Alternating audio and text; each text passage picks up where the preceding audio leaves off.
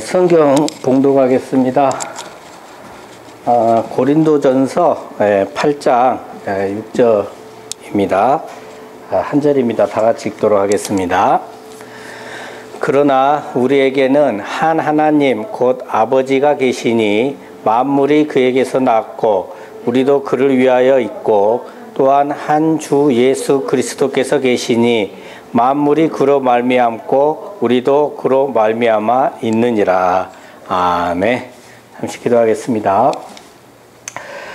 아버지 감사합니다. 오늘 시간 또 이렇게 저희들에게 예배 시간 허락하시고 함께 말씀을 나누게 하심에 아버지 감사드립니다. 오늘은 지난 시간에 이어서 실론에 대해서 계속 살펴보고자 합니다. 정말 이 시간을 통해서 하나님이 어떠한 분이신지 바르게 깨닫게 하셔서 우리가 그 깨달음대로 정말 우리가 하나님의 자녀인 것이 얼마나 행복한지 또 기쁜 일인지 알게 하셔서 정말 늘 살아갈 때 하나님께 항상 감사하며 살아갈 수 있도록 아버지여 은혜 내려 주시옵소서. 감사드리며 예수 그리스도 이름으로 기도드립니다. 아멘. 네, 할렐루야 반갑습니다. 네. 이번 주도 이제 그 지난주에 이어서 실론에 대해서 살펴보는 시간을 갖도록 하겠습니다. 실론은 이제 그 참신 하나님에 대해서 이제 배워가는 그런 시간이죠. 자, 오늘의 첫 번째 주제는 작정입니다. 작정. 예. 작정한다는 것은 국어사전으로 보면은 그 마음속으로 단단히 결정하다라는 뜻입니다. 그러니까 하나님께서 모든 사건을 정하신다라는 것을 나타내는 게 작정입니다. 자, 에베소서 1장 17절 말씀인데요. 다 같이 읽겠습니다. 시작. 모든 일을 그의 뜻의 결정대로 일하시는 이의 계획을 따라 우리가 예정을 입어 그 안에서 기업이 되었으니. 자, 하나님께서 하나님의 뜻에 결정하시는 대로 뭐 하신다? 일하신다. 그리고 그 계획에 따라서 우리가 예정을 이뤘습니다. 근데 우리가 하나 알아야 할 것이 있는데요. 바로 이 하나님의 작정하심에는 인간의 죄를 포함한 모든 행동을 포함한다라는 겁니다. 그러니까 인간의 죄도 어디에 속한다? 작정에 속한다. 자, 그 대표적인 것이 바로 그 예수님을 십자가에 못 박으신 사건인데요. 예수님께서 십자가에서 죽으시는 것은 하나님께서 작정으로 이미 정해 놓으셨고 그래서 반드시 어때요? 일어납니다. 근데 그때 이 예수님을 이 못 박은 자들은 어째 엄청난 죄를 짓는 게 되잖아요. 그죠? 그리고 그들의 죄는 어떻게 해요? 하나님께서 이렇게 작정하신 이 안에 들어 있다라는 겁니다. 자, 그럼 이제 여기서 문제가 생겨요. 그럼 하나님께서 죄를 조성하신 것인가 하는 문제가 생깁니다.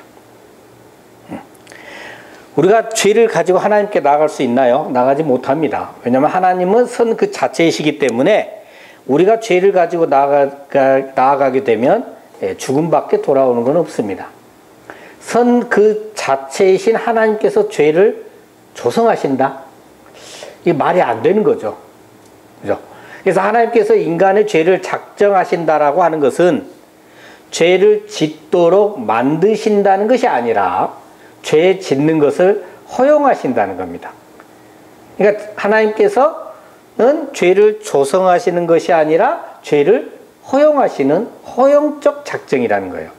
그리고 이 허용된 인간의 그 죄마저도 하나님께서 이렇게 활용하셔서 하나님께서 작정하신 바를 그대로 다 이루어 내시는 거예요.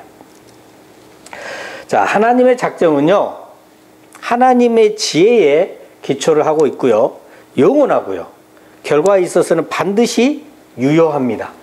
그리고 계획은 절대로 변함이 없고 무조건적이며 예외 없이 포괄적으로 모든 일을 포함하고 있어요. 그래서 모든 일이 반드시 어떻게 됩니까? 하나님이 작정하신 뜻대로 이루어진다는 겁니다. 그리고 아까 말씀드렸듯이 죄에 대해서도 허용적이기 때문에 그 어떠한 방해가 있어도 무조건적으로 하나님의 작정하신 뜻은 이루어진다는 거예요. 자, 그런데 이러한 하나님의 작정에 대해서 반대하는 자들이 있고요. 그들이 주장하는 대표적인 세 가지가 있어요. 첫 번째는 뭐냐면, 자, 이러한 하나님의 작정은 우리 인간의 도덕적 자유의지와 충돌한다는 거예요. 그러니까 하나님께서는 인간에게 자유의지를 주셨는데, 자유의지를 주셨다는 게 뭐예요? 자유롭게 선택할 수 있다는 거잖아요. 그러한 자유의지를 주셨는데 모든 것이 하나님께서 작정하신 대로 이루어진다면 인간에게 자유의지가 주어질 아무런 이유가 없다는 거예요. 이런 주장을 핍니다. 자, 정말 그럴까요? 자, 누가복음 6장 45절 말씀입니다. 다 같이 읽겠습니다. 시작. 선한 사람은 마음에 쌓은 선에서 선을 내고 악한 자는 그 쌓은 악에서 악을 내나니 이는 마음에 가득한 것을 입으로 말함이니라. 그러니까 선한 사람은 마음에 쌓은 선에 선을 내고 악한 자는 마음에 쌓은 악에서 악을 낸다고 하죠. 우리 마음에 무엇이 쌓여 있느냐에 따라 내놓는 것이 달라집니다. 우리 마음에는 물론 도덕적으로 볼 때 선한 것이 쌓여 있을 수도 있지만 악한 것이 쌓여 있을 수도 있습니다. 그리고 그에 따라서 선한 것을 내놓기도 하고 악한 것을 내놓기도 하게 됩니다. 자, 그렇다면 자유의지에 따른 결정을 할 때 우리가 올바른 결정을 할 수가 있을까요? 여기까지만 보면은 할 수도 있을 법도 해. 여기까지 보면. 근데 이제 중요한 게 있어요. 시편 51장 5절에 뭐라고 돼 있어요? 우리가 죄악 중에 출생하였고 어머니가 죄 중에서 나를 뭐했다? 잉태했다. 아니, 죄악 중에서 태어나고 어머니도 죄 중에서 나를 잉태했어. 그런 내가 과연 나의 자유의지를 가지고 선을 선택할 수 있을까? 오히려 악한 것을 선택하는 것이 더 자연스러울 겁니다. 자, 그렇다면 우리가 악에 빠지지 않고 그래도 선에 머물 수 있으려면 어떻게 해야 하느냐? 그것은 바로 하나님께서 강권적으로 당신이 작정하신 대로 우리를 이끌어 주시는 방법밖에는 없다라는 거예요. 자, 그 다음에 이제 하나님의 작정에 대해서 반대하는 자들의 두 번째 주장은 뭐냐면 숙명론에 빠지게 된다는 거예요. 숙명론. 이건 뭐냐면요. 아니, 어차피 그렇게 될 수밖에 없는데, 어차피 그렇게 될 거 아닙니까? 그러니까 사는 거 내 마음대로 살아도 되지 않겠냐. 아니, 노력을 해도 안 될 건 안 되고, 내 마음대로 살아도 될 건 될 텐데, 이렇게 얘기를 하는 거죠. 제가 지난 설교 때 말씀드렸듯이 우리는 시간의 함정에 빠져서는 안 된다고 했습니다. 시간도 하나님께서 창조하신 피조물에 불과합니다. 그렇게 될 수밖에 없는 것 아니냐라는 이러한 숙명론은 우리가 시간에 갇혀있기 때문에 들 수 있는 생각입니다. 그러니까 과거, 현재, 미래라는 시간에 갇혀서 하나님의 뜻대로 미래가 결정된다, 이거라는 거잖아요. 근데 이거 아니에요. 이거 아닙니다.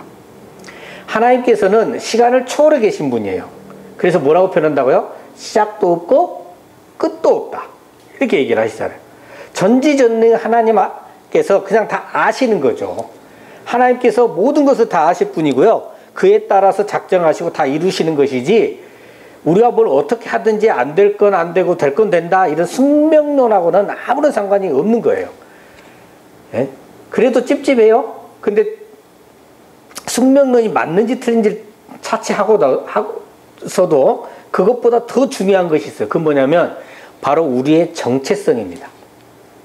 그러니까 여러분은 세상의 자녀입니까? 하나님의 자녀입니까? 이 말이에요. 세상의 자녀라면 세상 뜻대로 사시고 하나님의 자녀라면 하나님의 뜻에 순종하며 사시기 바랍니다. 자, 하나님의 작정에 대해서 반대하는 자들의 세 번째 주장은 뭐냐면요. 하나님께서 죄까지 작정을 하신다 했잖아요. 그럼 하나님께서 죄를 조성하신다라고 우기는 거죠. 근데 여러분, 만약에요, 그럴 일은 없지만 억만분의 일로 절대 그럴 일 없지만 하나님께서 죄를 조성하신다면 어쩔 거냐 이 말이에요. 응? 아, 죄까지 조성하신 하나님, 나 그런 하나님 필요 없다. 그런 하나님 무슨 신이냐, 신도 아니다, 뭐 이렇게 해서 반항하실 건가요? 아니면 뭐 하나님을 죄의 조성자로 몰아갖고 못됐다 뭐 이렇게 하나님을 험담하시는 거냐고. 그런 거 저런 거 따져봐야 아무런 소득이 없어요.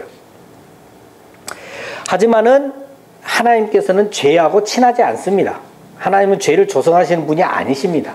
그냥 순리대로, 순리에 따라서 죄를 허용하시는 거예요.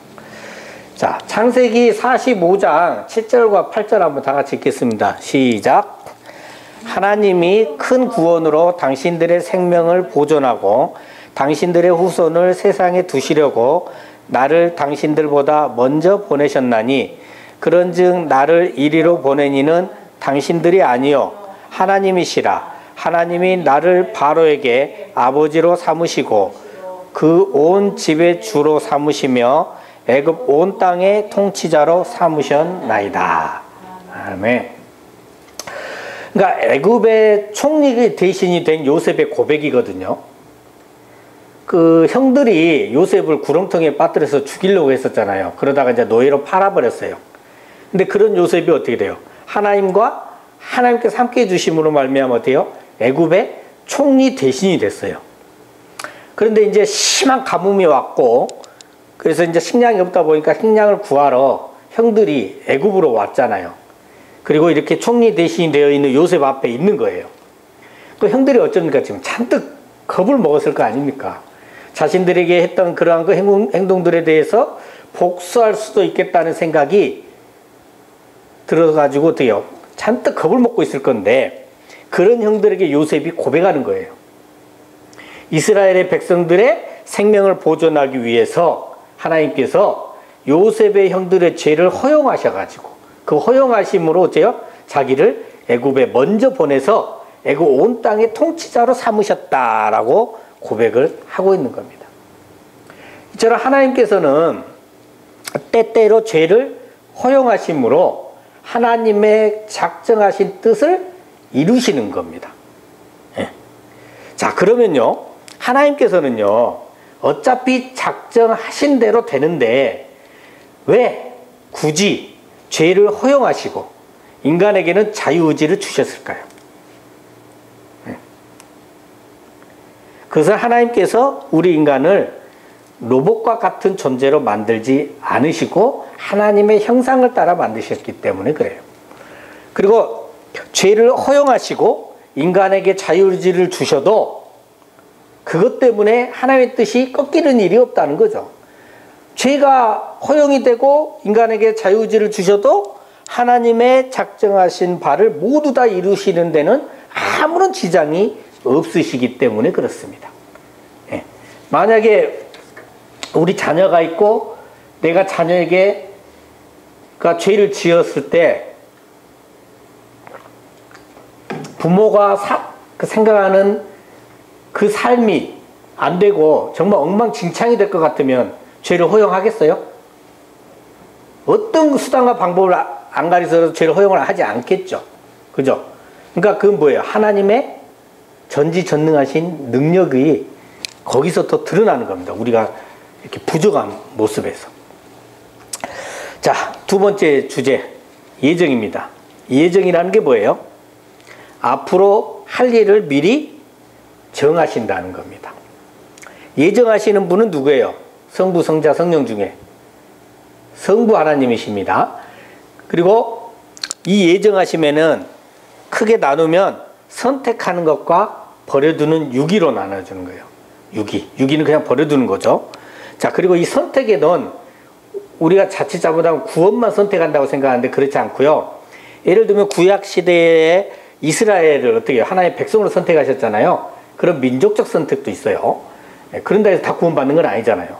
또 어떤 사역을 감당하기 위해서 직책을 주시기 위한 선택. 목사나 전도사, 장로도 뭐예요? 선택이죠. 하나님의 선택입니다. 그리고 진짜 구원으로서의 선택이 또 있습니다. 여기서 잠깐 좀 살펴보고 하는 게, 그러면 이 선택의 대상은 누구냐는 거죠. 성부 하나님께서 이 예정하시는 대상은 누구냐? 먼저는 선하든지 악하든지 간에 모든 사람이에요. 모든 사람. 그 두 번째로는 선하고 악한 천사들이에요. 모든 천사들. 그리고 셋째는 우리의 중보자 되시는 그리스도, 이 세 가지가 하나님의 예정의 대상입니다.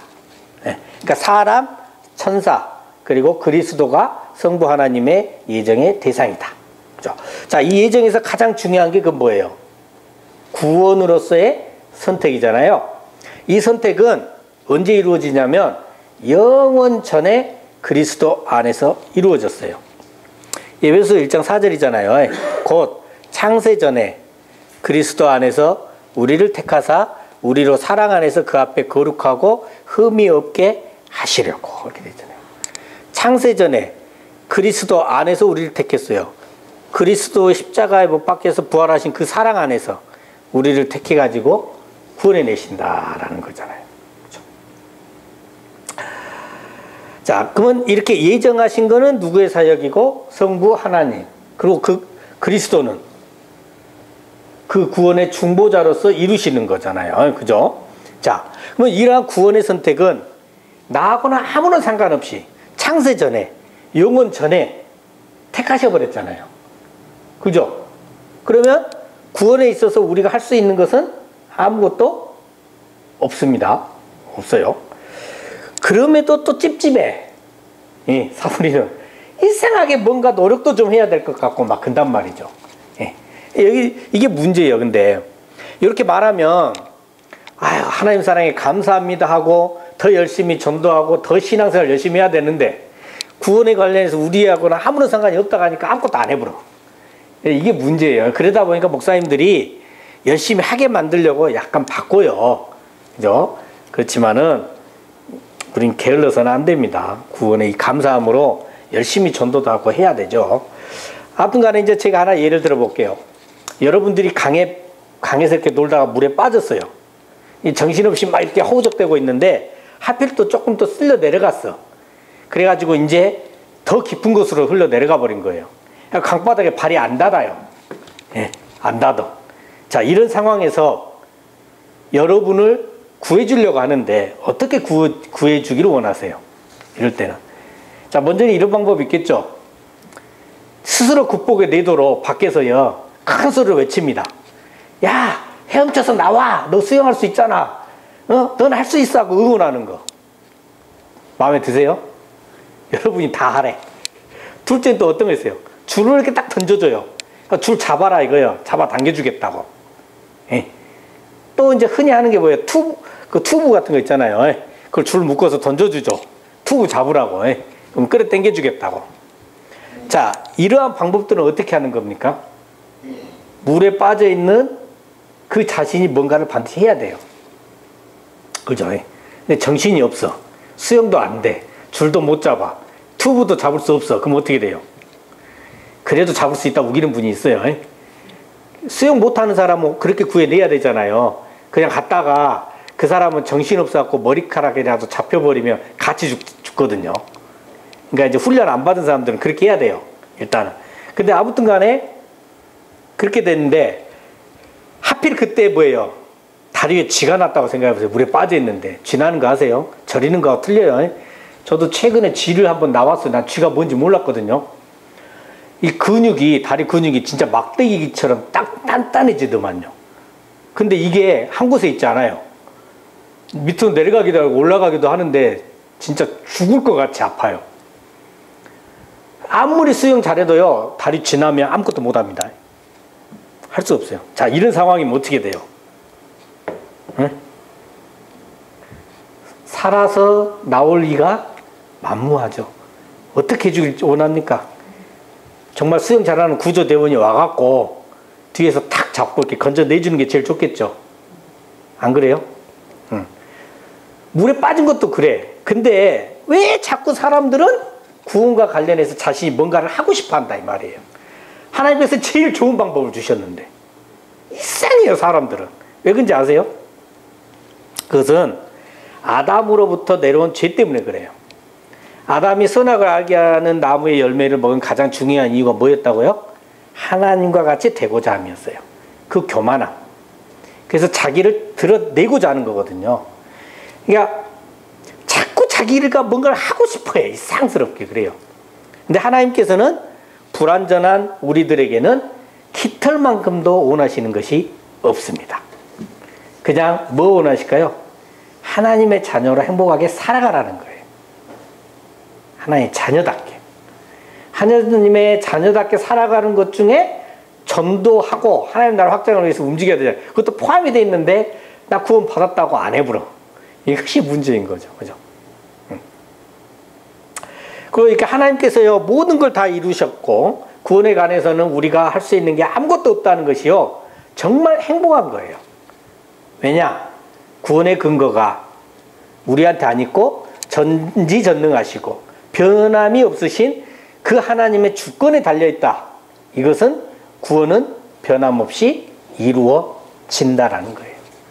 얼마나 이 사실이 우리에게 위로가 되고 확신이 되는지 온전히 깨달으셔서요, 늘 하나님께 감사하시고 정말 하나님 나라의 확장에 최선을 다하시는 저 여러분 되시길 예수 그리스도 이름으로 축원합니다. 아멘. 안 하셔보네. 전도가 부담이 되실까? 네, 아멘 하시고 전도 열심히 하고 그러시게요. 자, 다음은 6입니다. 여기서부터는 좀 빨리 보겠습니다. 6이라고 하는 것은 내다 버리는 것을 말하죠. 하나님께서 구원으로 택하시는 선택의 교리에 따르면 선택되지 않는 나머지 사람들은 어떻게 돼요? 버림을 받게 되는, 유기되는 문제가 발생을 하죠. 예. 하지만 선택받은 자들을 제외한 나머지 자들이 유기된다, 이런 논리가 아니에요. 이런 수동적인 논리가 아니에요. 그러니까 구원받은 자들을 선택하다 보니까 나머지 사람들을 유기되는 것이 아니라 이 유기도 어떻게 되냐면 하나님의 적극적이고 구체적인 작전에 속하는 거예요. 중간은 없어요. 버리는 것도 하나님이 선택하시는 거다는 얘기죠. 네. 자, 베드로전서 2장 8절입니다. 다 같이 읽겠습니다. 시작. 또한 부딪히는 돌과 걸려 넘어지게 하는 바위가 되었다 하였느니라. 그들이 말씀을 순종하지 아니함으로 넘어지나니 이는 그들을 이렇게 정하신 것이라. 자, 부딪히고 넘어지는 것도 왜요? 하나님께서 제요, 그렇게 정하셨다고 하는 거죠. 개념이 완전히 다른 겁니다. 구원받은 자를 선택하다 보니까 반대급부로 유기가 발생한 것이 아니에요. 그런 간접적인 개념이 아니고 하나님께서 유기도 작정하신 것이다. 유기도 하나님의 뜻이라는 거예요. 하나님께서 버리기를 작정하시면 구원받을 방법이 없는 겁니다.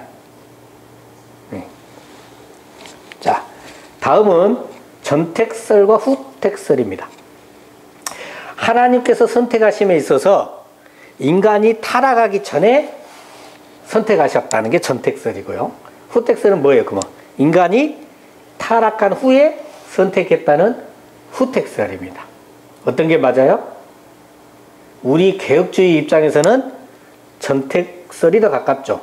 창세 전에 그리스도 안에서 택하셨으니까. 근데 이것도 사실 애매해요. 왠지 아세요? 하나님은 시간하고는 관계가 없다. 전후하고 관계가 없다. 이렇게 말씀드렸잖아요. 네.